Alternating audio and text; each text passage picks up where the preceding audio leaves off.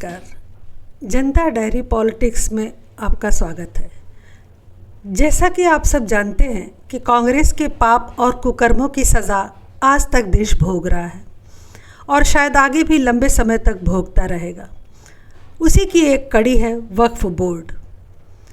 आपने पहले भी यह नाम बहुत बार सुना होगा, लेकिन इसके घातक परिणाम और कांग्रेस के दोहरे रवैये को आप में से कम ही लोग जानते होंगे।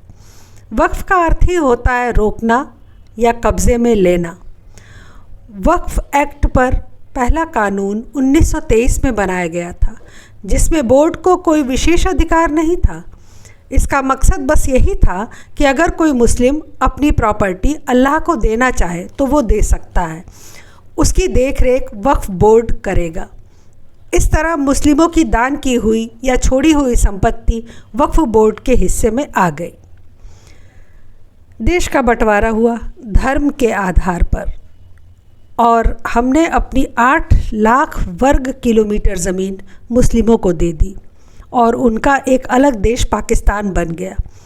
जो हिंदू वहाँ से भारत आ गए, उनकी सारी प्रॉपर्टी मुस्लिमों ने ले ली, लेकिन जो मुसलमान भारत छोड़कर पाकिस्तान चले गए, उनकी प्रॉपर्टी किसी हिंदू को नहीं मिली। क्यों? क्योंकि नेहरू और गांधी के मुस्लिम प्रेम ने जो उछालें मारी, तो उन्होंने उस वक्फ बोर्ड को फिर से ज़िंदा किया। 1954 में वक्फ बोर्ड को अनेक शक्तियां देकर और मजबूत बना दिया। इस तरह भारत में मुस्लिमों की छोड़ी या दान की हुई भूमि का मालिक बन बैठा वक्फ बोर्ड।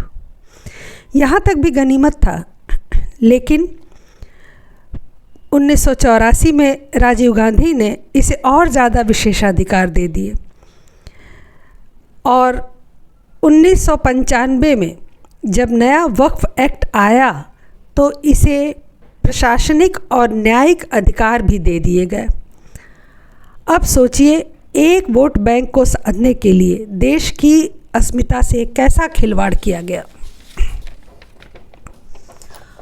और फिर जब इटालियन सरकार का पदार्पण हुआ तो बची खुची कसर पूरी करते हुए 2013 में ऐसी ताकत दे दी कि आज देश की किसी अथॉरिटी के पास वैसी ताकत नहीं है, चाहे संसद हो या सेना या न्यायपालिका।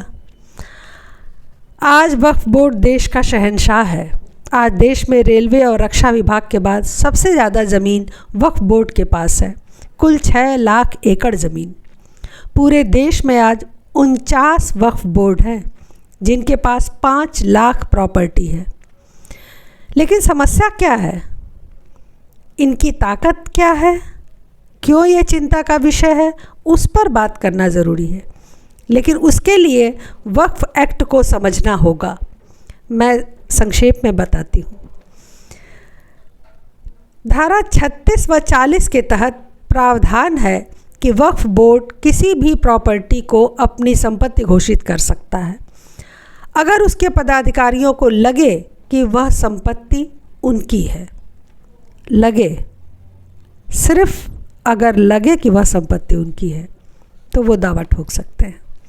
धारा 52 व 54 के अनुसार जो संपत्ति वक्फ बोर्ड की घोषित हो जाएगी, उसे खाली कराने का आदेश वक्फ बोर्ड कलेक्टर को देगा और डीएम उस आदेश को मानने के लिए बाध्य होगा। वक्फ बोर्ड के जो भी ऑर्डर होंगे उसका पालन राज्य सरकार की मशीनरी व डीएम को करना ही होगा। क्या ऐसे अधिकार किसी पंडित, मठाधीश या हिंदू ट्रस्ट को दिया गया है? धारा 85 के तहत वक्फ से संबंधित कोई मामला हो, आप दीवानी दायर नहीं कर सकते, मतलब दीवानी में नहीं जा सकते। इसके लिए आपको वक्फ के ट्रिब्यूनल में जाना होगा। स्वाभाविक है कि वहाँ सारे लोग उनके होंगे। अगर आप सिविल कोर्ट जाना चाहते हैं तो आपको वक्फ को 2 महीने की नोटिस देना होगा। मथुरा और काशी के लिए यही किया गया था, तब वहाँ केस चला। धारा 101 के तहत वक्फ बोर्ड के मेंबर पब्लिक सर्वेंट हैं। सोचिए, 80% जनसंख्या का उनसे कुछ लेना देना नहीं, वो उसमें शामिल भी नहीं हो सकती, लेकिन वक्फ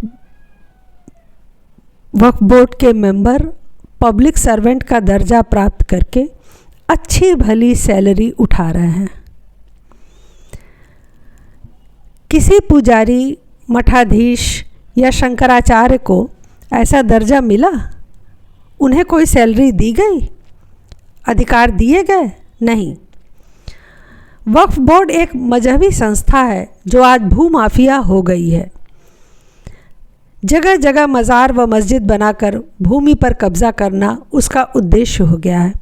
1995 में बनाए गए काले कानून में जो प्रशासनिक व न्यायिक अधिकार वक्फ बोर्ड को दिए गए, आज वही भस्मासुर बन गए हैं। गुजरात में सूरत के नगर निगम के मुख्यालय को, कुछ उदाहरण हम आपको दे रहे हैं कि गुजरात में सूरत के नगर निगम के मुख्यालय को वक्फ बोर्ड ने अपनी संपत्ति घोषित कर दी।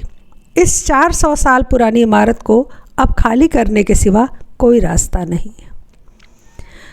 कृष्ण की नगरी द्वारिका स्थित बेट द्वारिका के 2 टापू पर सुन्नी वक्फ बोर्ड ने अपना दावा ठोका है। बेट द्वारिका के इन 2 टापुओं पर 7,000 परिवार रहते हैं, जिनमें से 6,000 परिवार मुस्लिम हैं। बस इसी आधार पर वह दोनों टापू इनके हो गए। फिलहाल तो हाई कोर्ट ने इस दावे को खारिज कर दिया है, लेकिन उसे संशोधित करके पुनः दावा ठोका जाएगा, ऐसा उनका सोचना है। इलाहाबाद का अल्फ्रेड पार्क, जहां चंद्रशेखर आज़ाद ने अपनी अंतिम लड़ाई लड़ी थी, वहां कोरोना काल में मस्जिद और कई मज़ारों का निर्माण हो गया और अब वक्फ बोर्ड कोर्ट में कहती है कि वो ज़मीन उसकी है। ताजमहल पर भी सुन्नी वक्फ बोर्ड ने दावा ठोक दिया है कि वो पूरी प्रॉपर्टी उनकी है। सुप्रीम कोर्ट में केस चला और हाल फिलहाल दावा खारिज किया गया।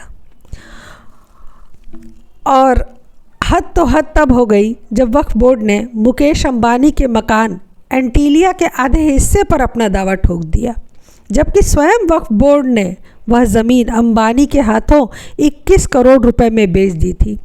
केस चल रहा है। अंबानी जैसा खरबपति भी कुछ नहीं कर पा रहा है केस लड़ने के सिवा। और तो आपकी हमारी बिसात क्या है? इस तरह अनगिनत मुद्दे आए दिन हमारे सामने उठ रहे हैं जब वक्फ बोर्ड किसी भी संपत्ति को अपना घोषित कर दे रहा है, क्योंकि उन्हें सिर्फ मौखिक कहना होता है और आपको प्रूफ करना पड़ता है साक्ष्यों के साथ कि ये मकान या दुकान या सोसाइटी आपकी ही है। लेकिन अगर आपकी सोसाइटी या पहले भी, अगर 200 साल पहले भी वो किसी मुस्लिम से जुड़ी थी, तो आपकी सारी संपत्ति आज वक्फ बोर्ड की हो जाएगी। कांग्रेस के वोट बैंक प्रेम ने देश को कैसे संकट में फंसाया है, यह अब समझ आ रहा है।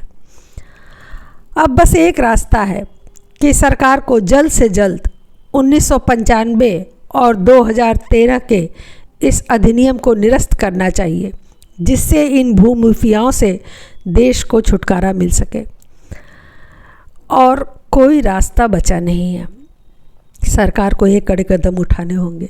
आज के लिए बस इतना ही। कृपया अपना सहयोग दें, चैनल को सब्सक्राइब करें, लाइक करें और ज़्यादा से ज़्यादा जगहों पर शेयर करें। हमसे व्हाट्सएप पर जुड़ें, विस्तृत जानकारी डिस्क्रिप्शन बॉक्स में दी गई है। हाँ, अपने कमेंट्स और विचार हमें ज़रूर बताएं। धन्यवाद, नमस्कार।